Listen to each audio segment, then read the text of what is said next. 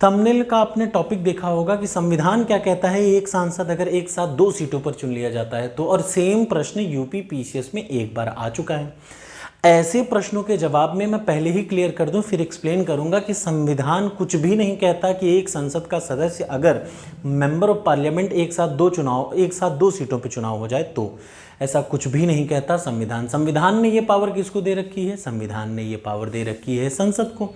संसद ने पास किया रिप्रेजेंटेशन ऑफ पीपल एक्ट 1951 और इसके तहत संविधान ने कुछ बातें रखी जो मैं आपके सामने बताने जा रहा हूँ। ये टॉपिक बहुत ही इंपॉर्टेंट है। इसके पहले मैं आपको ऑलरेडी बता चुका हूँ कि वो कौन कौन से तरीके हैं जिससे एक सांसद अयोग्य हो जाता है संसद में बैठने के लिए। आज मैं बताता हूँ कैसे उसकी सीट खाली होती है। ये आप देखिए, दोहरी सदस्यता आज का टॉपिक है। क्या है टॉपिक आज का? दोहरी सदस्यता। एक संसद अगर एक साथ दो जगहों का सदस्य बन जाए तो सबसे पहले देखिए, पहला कंडीशन, हर कंडीशन एक बार एग्जाम में आ चुकी है तो आपको क्रिस्टल क्लियर करना होगा। ये मैं पढ़ा रहा हूँ यूपी पीसीएस के लिए, आरओ के लिए और यूपीएससी के लिए। अगर आप पढ़ रहे हैं तो बहुत ही क्रिस्टल क्लियर करके आपका कॉन्सेप्ट छोड़ूंगा। जैसे ही टॉपिक पूरा होगा पीडीएफ मैं आपको दूंगा जिसका सिर्फ आप प्रिंट कराएंगे तो 15 भी ज़्यादा मैं बोल रहा हूँ, 7-8 पेज का प्रिंट होगा, बस आप उसको निकाल लीजिएगा। एक पेज में 4 स्लाइड आएंगी, ठीक है। तो चलिए शुरू करते हैं डबल मेंबरशिप कि एक आदमी अगर एक साथ, ध्यान से सुनिए, एक आदमी एक ही बार में अगर हाउस ऑफ पार्लियामेंट मतलब दोनों हाउस में, लोकसभा राज्यसभा में चुन लिया जाए तो उसको 10 दिन के भीतर में ये बताना पड़ता है कि मैं किस सदन में रहूँगा। याद रखिए, अगर एक आदमी एक ही साथ अगर दोनों सदनों में चुन लिया जाए, लोकसभा में भी और राज्यसभा में भी, तो उसको 10 दिन में बताना पड़ेगा। ये लाइन आ चुकी है यूपी पीसीएस में, ये आपको याद रखना चाहिए। 10 दिन में बताना पड़ेगा कि मैं किस सदन में रहूंगा, नहीं तो उसकी राज्यसभा वाली सीट खाली हो जाएगी। याद रखिएगा, ये चीज़ इंपॉर्टेंट है कि उसकी कौन सी सीट खाली होगी, राज्यसभा की सीट।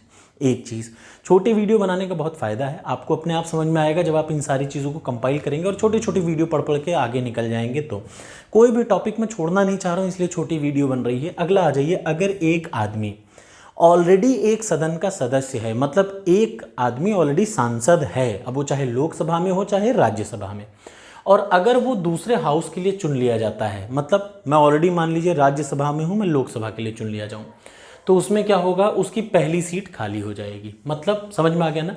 अगर मैं राज्यसभा का ऑलरेडी मेंबर हूँ और मैं चुन लिया जाता हूँ लोकसभा में भी, पिछली वाली कंडीशन क्या थी, मैं एक साथ 2 जगह चुन लिया जाऊँ। ये वाली कंडीशन क्या है, मैं ऑलरेडी एक सांसद हूँ, राज्यसभा में बैठ रहा हूँ और मुझे चुन लिया जाए लोकसभा में, तो मेरी पहली वाली सीट खाली हो जाएगी। या फिर मैं एक लोकसभा में बैठ रहा हूँ और मेरा चुनाव हो जाए राज्यसभा में, तो मेरी लोकसभा वाली सीट खाली हो जाएगी। ये भी आप याद रखिएगा। इसके अलावा तीसरी ज़रूरी बात क्या है कि एक आदमी अगर एक ही सदन में, जैसे आपने देखा होगा अगर मोदी जी, और इस चीज़ को ध्यान से सुनिएगा, अगर मोदी जी, आपको पता है गुजरात से भी चुनाव लड़ते हैं और इलाहाबाद में मतलब यूपी में वाराणसी से भी चुनाव लड़ते हैं। लोकसभा में, एक ही लोकसभा में 2 जगह से मोदी जी चुनाव लड़ते हैं। लेकिन जैसे ही रिजल्ट आता है, याद रखिए, ध्यान से सुन लीजिए, अगर एक आदमी एक साथ 2 सीटों पर, लोकसभा में या राज्यसभा में, अगर एक आदमी किसी भी हाउस के एक ही साथ 2 सीटों पर चुनाव हो जाता है, तो 2 अलग अलग के नहीं, एक ही हाउस के 2 सीटों पर चुन लिया जाए, जैसे मोदी जी गुजरात से भी जीत गए, वाराणसी से भी जीत गए, तो उस कंडीशन में क्या होगा, उनको बताना होगा कि भैया मैं कौन सी सीट पे रहूंगा, नहीं तो उनकी सीट क्या हो जाएगी, वैकेंट हो जाएगी। एक और ज़रूरी चीज़ ध्यान से सुन लीजिए, एक आदमी मान लिया वो किसी राज्य की विधानसभा में एमएलए है और उसी समय उसका चुनाव हो जाता है किसके लिए, मेंबर ऑफ पार्लियामेंट के लिए, तो उस कंडीशन में भी याद रखिए 14 दिन के भीतर में उसको बताना होगा कि मैं मेंबर ऑफ पार्लियामेंट रहना चाहता हूं कि मैं मेंबर ऑफ लेजिस्लेटिव असेंबली रहना चाहता हूं। कितने दिन के भीतर में, 14 दिन के भीतर में। ये भी पीसीएस का एक प्रश्न है।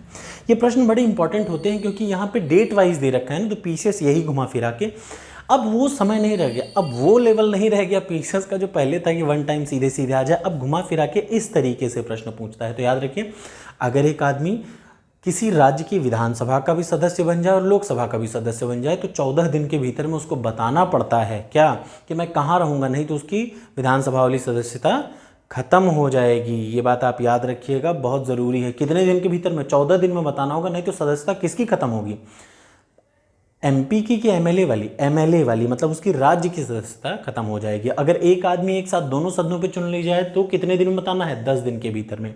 और अगर एमएलए और एमपी चुन लिया जाए तो 14 दिन के भीतर में। एक और सबसे ज़रूरी चीज़ जो कि आपको जाननी चाहिए, वो यहाँ पे मैंने हिंदी में नहीं लिखा लेकिन इंग्लिश में बड़ा ज़रूरी है इसलिए लिख दिया अलग से, कि अगर, ध्यान से सुन लीजिए, एक आदमी किसी हाउस से, ये पेट क्वेश्चन है यूपीएससी का और एक बार आरओ में भी आ चुका है, अगर एक आदमी लगातार 60 दिन तक सदन से गायब हो, याद रखिएगा, एक आदमी लगातार 60 दिन तक सदन से गायब हो तो उसको सदन क्या कर सकता है, उसकी सीट को सदन खाली कर सकता है। मतलब अगर आप प्रेजेंट्स नहीं लगाएंगे तो आपकी सीटें खाली हो जाएंगी, 60 दिन तक लगातार नहीं आए तो। ये सब कहाँ दे रखा है, संविधान में नहीं दिया, मैं बार बार कह रहा हूँ। और इस चीज़ को याद करिएगा, देखिए छोटी छोटी चीज़ें होती हैं लेकिन बहुत मोटी बातें होती हैं, कि रिप्रेजेंटेशन ऑफ पीपल एक्ट 1951 के तहत संसद ने ये नियम बनाया, कहीं भी संविधान ने ये नियम नहीं बनाया है। तो कैसी लगी वीडियो ज़रूर बताइएगा। अब मैं थोड़ा तेज़ी से एक दिन में 2-2 वीडियो को कवर करूँगा आने वाले टाइम पे, ताकि आरओ का कभी भी अब नोटिफिकेशन आ सकता है, ठीक है, इसलिए आपको अब मैं तैयार कर रहा हूँ ताकि मैं पूरा कंप्लीट करके कुछ और सब्जेक्ट, 2-3 सब्जेक्ट में पूरा जितना बचा है उसको पूरा कर दूँ। Thank you so much.